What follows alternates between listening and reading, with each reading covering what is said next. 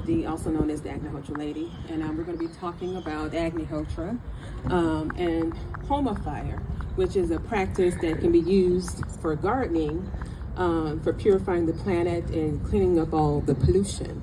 Okay, so when people think about pollution, they think of it as something that only affects them when things like the biolab fire happened in Conyers, Georgia, which is one of our locations that we have.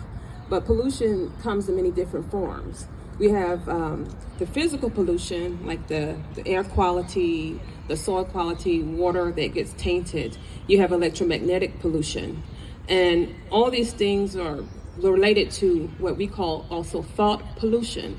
So thought pollution, it could be you arguing or being not loving and forgiving and things like that, but these things are related actually. And so people, when they think about environmental concerns, they don't realize that when the world is polluted, it also is related to the physical thoughts or the pollution of your mind. So we call that mind pollution. The Institute is our Ayurvedic Medicine School, Eco Center and Farm. So the main location is in Tuskegee, Alabama, and then we have our Atlanta campus in Conyers, Georgia. And so we teach all over the world about Agnihotra, and that's spelled Agnihotra. And so Agnihotra is a purification process that we do in a copper pyramid. And it's done at sunrise and sunset, and it's tuned to the circadian rhythm of nature. So everything that we teach deals with the ancient technology that we call Vedic science. And so people think of science of, oh, the scientists are in the lab coat in a building somewhere, but we all are scientists. We all are environmental scientists. So with Agnihotra, what we do is we take dried cow dung that is smeared with ghee, and we use brown rice, and then we make the fire, and then we say some Sanskrit mantras. This is in the morning at sunrise, then again at sunset. Because at sunrise, there's a cascading effect of energies, ethers, and electricities that cascade upon the planet. And so the sun and the solar system, they interact with the copper pyramid, and then nutrients are let out into the atmosphere, and there's a purification of the atmosphere that goes 8 miles up in a 2-mile radius.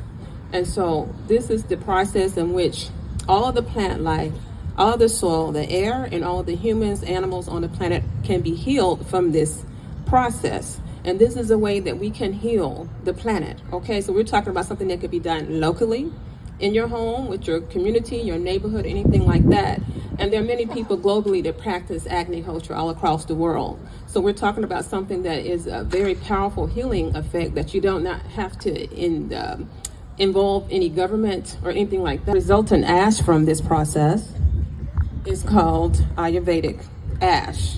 And it's windy right now, but I can't put it in my hand, but this is the Agnihotra ash. This is very, very potent in healing. You can use it for on your plants and trees, and on your farm and gardens. And Tanisio, he actually uses this as well too. So this is a way to restore soil.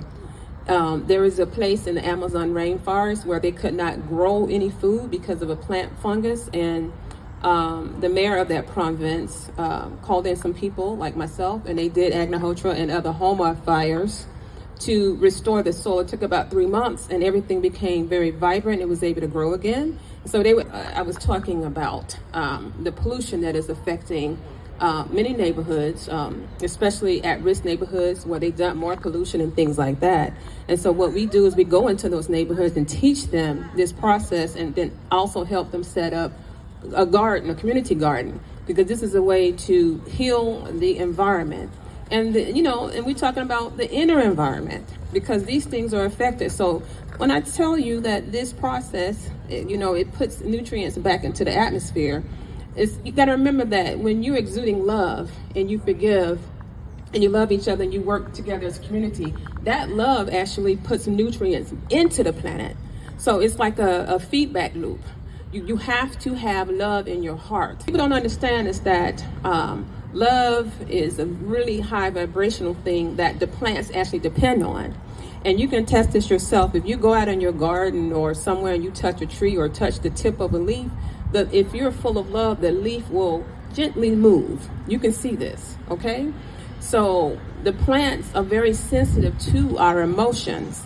So when we are performing Agnihotra, the neighborhood is healed of crime.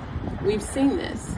Actually, I have done a Homa fire in front of a really rough neighborhood where they were having a meeting on the crime and things in that neighborhood. And when I tell you it was drug dealers and all kind of craziness going on there, when I did this fire, everyone was quiet for that hour.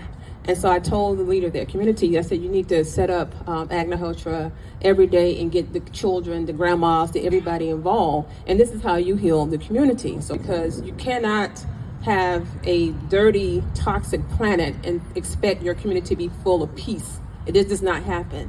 One feeds off of the other. So whatever problems that you're having in your household or in the schools, if you do this collectively as a human, with other humans, then you can heal yourself, your thoughts, your challenges, as well as restore the things that are happening in the planet. So going more into the Vedic science of Agnihotra, so the effects go 8 miles up and 2-mile radius. It forms a protective bubble, okay?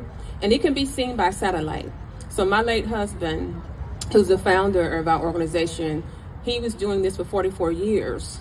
And it formed a protective bubble that they can be seen from a satellite. One of the scientists said, oh, well, you know, what's going on there? What's that? We can actually feel and see that. So you're building this protective field and it can be seen. And so with the air, it cleans out the pathogenic bacteria. And then it also, like I said, it restores soil. You'll find that when you use it in gardening, you don't have to use any of the artificial fertilizers and things like that. You'll find that you have more bees in your garden. The insects will be balanced and everything is very peaceful. And then you yourself, we have seen people that have PTSD and other health issues, children that have ADHD or autism, that they're much more calm when they're doing Agnihotra. So, and you can test this yourself. So before Agnihotra, you can do your resting pulse and see what that rate is, and then after Agnihotra, see how it is there, because you're sitting still and it's a purification process that you're part of. So the science of that, there have been many scientific studies, if you want to look it up, that show what it does to the soil. It puts the nutrients there, what it does to the air, and all these things. So they even use this as a way to get rid of some of the nuclear waste in certain countries. They will not talk about this. You won't see this in a book. But I've talked to some of the scientists that have talked about this in other countries. So this is a very good way to be able to address these pollution issues. So just know that every corner of the world now, they're saying, is polluted. And they're even saying that now that babies are being born with microplastics, women that are, just had babies, they have plastics in their, in the breast milk. That means that everything is polluted, everybody. Microplastics in your body, and then you wonder why everybody's running around having behavioral problems, okay? As well as fertility problems, all sorts of problems. These things are very important. So we need to understand that to address pollution, as the environmental scientists that we all are, that we have to understand that we all equally are responsible as caretakers.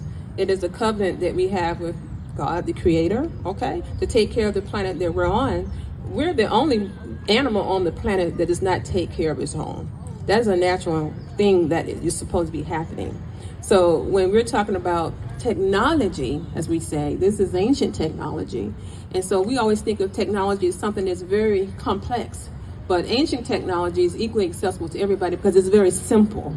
So we're talking about simple things that you can do with your physical hands, your body. Because Agnihotra cannot be done by a chipmunk or a rabbit. Only a human can do Agnihotra. So that means that you are indeed very powerful. No matter what culture or religion or belief system you have, you add this to whatever you do, become a better person and become the original scientist that we are. All of our ancestors were scientists. They didn't have books and things to write a long time ago. They became scientists by observing things and understanding what you did in concert with nature.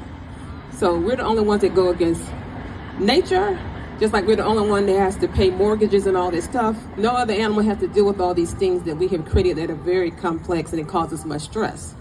So the last thing I want to say about Agnihotra is we use a copper pyramid always, which is ancient alchemy. And so just remember that whenever you're performing this, you are taking a part of healing the planet and being part of the solution. So I tell people, don't look at all these headlines of all the pollution and things like that, because we have the solution here. Like I said, does not involve outside government and anything like that. That may take a long time. These are things that you can do yourself in healing the planet, healing the soil, being able to grow healthy food, clean your water, and clean the air, okay? So I will take some questions before we move on, because I know we have a long itinerary here, but I want to just give a brief overview of Agnihotra and what we teach here. And we are open to the public, and I teach Agnihotra for free because this is a gift to mankind. And actually, I have to go back, and our Earth Day event starts at from 5 p.m. to sunset. So this is the very first stop on a very long day for me. But I would love to take any questions. If you want to have any questions before I leave and get on with the day. And I appreciate you all listening to me today. Yes. Just a comment. This is something new for me to listen. So very good information. So thank you for sharing that. I looked it up as you were speaking. It's very interesting. So I'm going to look into it more. So thank you for sharing that. And please do, thank you. So if you go to Google Scholar, for and I deal with parents that do homeschooling, you can go to Google Scholar and look up Agnihotra or Homa Therapy, HOMA Therapy. So you're going to see most of the scientific studies are done in Poland, Germany, and India. So they've been doing this for thousands and thousands of years. And I know farmers in Africa that do Agnihotra. Because see, over there in Africa, when they started giving the farmers help with the GM seeds, it messed up the soil. I remember years ago talking to these farmers, they were crying. And in India, a lot of the farmers were committing suicide because they lied to them. So the farmers, I was doing a podcast talking about this, and one of the farmers said, wait a minute, my neighbor up here in, I think this was in Ghana, does Agnihotra, and he doesn't have as many problems with all these pests and things like that. So this is a way for anyone that is doing a garden or even large-scale farming. You can actually restore the soil. So I talk to farmers that want to get from conventional farming to what we call Homa farming, so that way they can be more in sync with nature. So in other cultures may not be called Agnihotra, but pyramid technology is very ancient. So people think of pyramids only being over in Egypt. There are pyramids all over the world, and the pyramids are like antennas for the planet. And they